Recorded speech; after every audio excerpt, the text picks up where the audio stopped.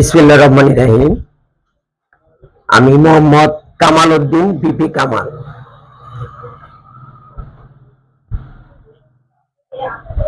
সাবেক সাধারণ সম্পাদক, সাবেক সদস্য সচিব, বর্তমান যুগ্ম আহ্বায়ক। আমার শুরুতেই জাতীয়তাবাদী দল নিয়ে আমার পথ চলা। 1987 সনে এসএসসি পাস করার পর প্রথম আমি আমার নিজ ইউনিয়ন জাতীয়তাবাদী ছাত্র দলের সাধারণ সম্পাদক হিসেবে দায়িত্ব পালন করি। পরবর্তীতে আমি থানা ছাত্র দলের সাধারণ সম্পাদক দায়িত্ব পালন করি। পরবর্তীতে আমি 1993 সালে পাকুন্দের ডিগ্রি কলেজের বিপি হিসেবে নির্বাচিত হয়ে দায়িত্ব পালন করি। পরবর্তীতে আমি ছাত্র দলের আহ্বায়ক, 2 বার সভাপতির দায়িত্ব পালন করেছি এবং 90 এরশাদ বিরোধী আন্দোলনে সর্বদলীয় ছাত্র ঐক্যের সদস্য সচিব হিসেবে দায়িত্ব পালন করছি। এরশাদ বিরোধী আন্দোলন করতে গিয়ে অজস্র মামলার আসামি হই এবং 2টি মামলায় আমার সাজা হয় এবং আমি চরফাদি ইউনিয়নের চেয়ারম্যান প্রথম 2011 সালে নির্বাচিত হই। দ্বিতীয়বার 2016 সালে বাংলাদেশ জাতীয়তাবাদী দল বিএনপি থেকে মনোনয়ন নিয়ে ধানের শীষ প্রতীক নিয়ে আমি দ্বিতীয়বার চেয়ারম্যান নির্বাচিত হয়েছি। পরবর্তীতে আমি থানা বিএনপির সিনিয়র যুগ্ম আহ্বায়ক হিসেবে দায়িত্ব পালন করছি। পরে প্রত্যক্ষ কাউন্সিলের মাধ্যমে সাধারণ সম্পাদক হিসেবে নির্বাচিত হয়ে দায়িত্ব পালন করছি। পরে আবার সদস্য হিসেবে দায়িত্ব পালন করেছি। বর্তমানে আমি থানা বিএনপির যুগ্ম আহ্বায়ক। আমার রাজনৈতিক একটা বর্ণাঢ্য জীবন রয়েছে। আমি সেই শুধু ছাত্র জীবন থেকে শহীদ জিয়ার আদর্শের একজন নিবেদিত কর্মী, আর আমার রাজনীতিতে আসার একটাই উদ্দেশ্য যে আমি দেশের জন্য, মানুষের জন্য, জনগণের জন্য কাজ করতে চাই। এটাই হলো আমার রাজনীতিতে আসার একমাত্র উদ্দেশ্য। আর আমি আমার রাজনৈতিক এই জীবনে প্রায় 39 বছর আমি জাতীয়তাবাদী দলের সাথে সম্পৃক্ত। এই 29 বছর রাজনীতির জীবনে আমি আমার সততার সাথে জনগণের সাথে কাজ করেছি, যার ফলে শ্রুতিতে এই বিগত স্বৈরাচার আওয়ামী লীগের আমলেও আমি 2 বার চেয়ারম্যান হয়েছি এবং ধানের শীষ প্রতীক নিয়ে আমি নির্বাচিত হয়েছি জাতীয়তাবাদী দল থেকে মনোনয়ন। বিগত স্বৈরাচার বিরোধী আন্দোলনে যে কয়টি মামলা হয়েছে, 2018 সালে বিস্ফোরক আইনে একটা মামলা হয়, এই মামলার প্রধান আসামি।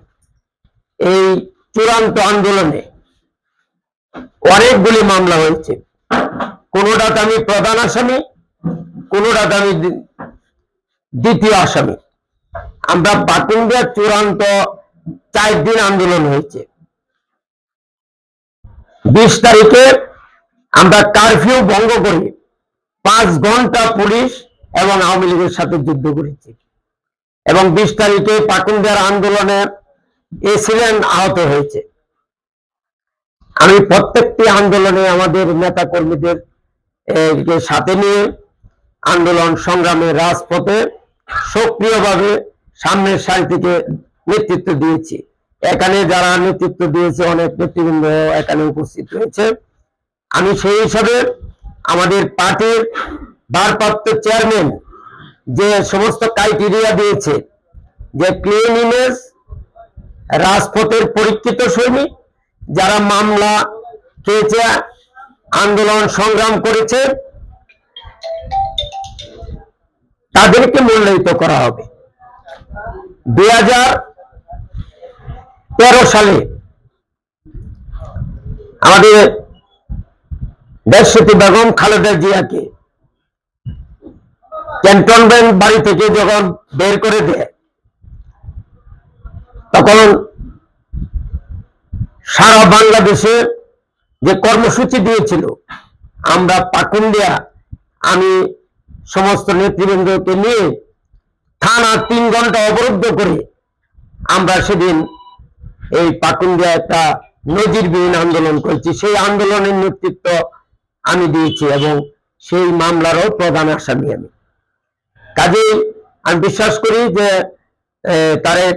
আমাদের দেশনায়ক তারেক রহমান এই বছর দলকে নিয়ে যে ভাবে চিন্তা ভাবনা, যে 31 দফা রাষ্ট্র কাঠামো, যে 31 দফা মানে দিয়েছে, আমরা সেই 31 দফাকে সামনে নিয়ে কাজ করছি এবং আমরা যদি আগামীতে জনগণের ভোটে নির্বাচিত হই, আমরা 31 দফার আলোকে আমরা কাজ করব এবং সবচেয়ে বেশি শিক্ষা খাতে এবং উন্নয়ন, নারীদের ক্ষেত্রে, এইসব ক্ষেত্রে আমরা অগ্রাধিকার ভিত্তিতে আমরা কাজ করব এবং নারী শিক্ষা সহ মূলত আমরা দেশের এই যে ভেঙে যাওয়া যে 17 বছর যে বাংলাদেশকে যে ধ্বংস করা হয়েছে, সুকৌশলে লুটপাটের করে দেশকে দেউলিয়াতের দিকে ঠেলে দেওয়া হয়েছিল,